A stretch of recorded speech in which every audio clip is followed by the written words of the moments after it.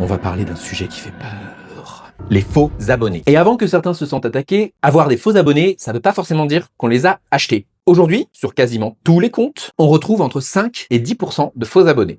Mais quand on commence à dépasser les 15 ou 20%, là, les données racontent peut-être une autre histoire. Pour cette analyse, on a utilisé Modash. C'est un outil qui permet d'auditer la qualité d'une audience. Et ce qu'on a trouvé est intéressant. Des personnes qui expliquent s'être bâties sur du contenu organique, mais quand on regarde, des pics de croissance douteux, une audience concentrée sur des pays incohérents avec la cible, des taux d'engagement anormalement faibles. Encore une fois, je ne dis pas qu'ils les ont achetés. Je dis que ça m'interroge. Quand on vend des formations en expliquant « Regardez ce que j'ai réussi grâce aux réseaux sociaux », alors que la base de crédibilité est artificiellement amplifiée, on est dans une mise en scène. Certains portent un masque.